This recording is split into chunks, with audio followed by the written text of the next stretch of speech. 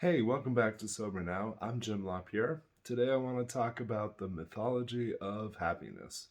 It's one of the amazing themes that expands and spreads through just about everybody that I've ever served. No matter what reason a person comes in for therapy, sooner or later they say to me, Jim, I just want to be happy. And I usually say, Oh, is that all? Okay. Well, what do you need to be happy? And they'll suffer the realization that they're not really sure. So I have a homework assignment that I give out, and I'll ask folks to say, okay, go home, make a list of everything that you do that's in your control that makes you unhappy.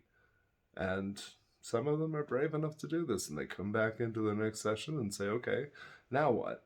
And I'll smile and say, all that stuff you do, stop doing it. I think honestly, happiness is a lousy goal. I think happiness is a choice. I think joy is a much better goal. Fulfillment and satisfaction are much better goals. And what I notice is our propensity for getting in our own way. So I'm going to give you just a few of the most common ways that we get in our own way, because if we can change those, then we can have that choice of happiness and we can more readily move towards things that are satisfying and fulfilling in our lives. So, one of the biggest ones is I bet you've heard yourself say at some point, I just wish. My experience is I just wish comes in two forms. The first form is self pity, and the second form is essentially we're looking at something that we're powerless over, we're pining for it or towards it, and this has the net result of, making us unhappy.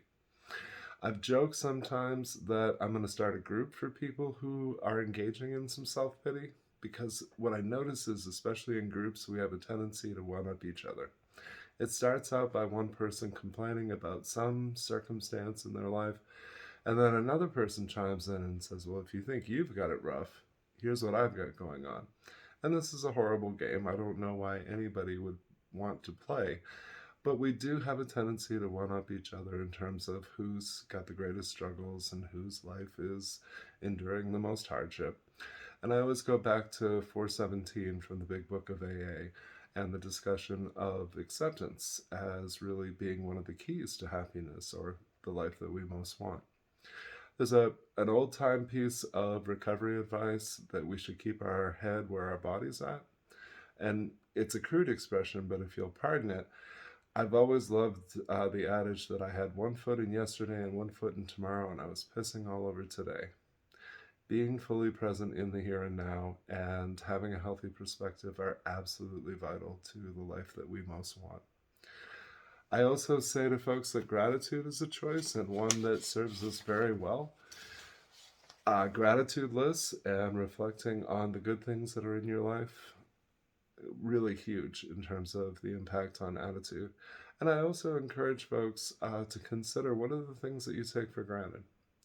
Because I get to spend time with people who have lost everything, I get constant reminders about things that I might take for granted, like that my basic life needs are always met. I always have a place to live, I always have food to eat. And I think those things are so simple and so basic, but when something stays the same for a really long period of time, we stop thinking about it. It becomes what's normal for us, and that's the recipe for taking something for granted.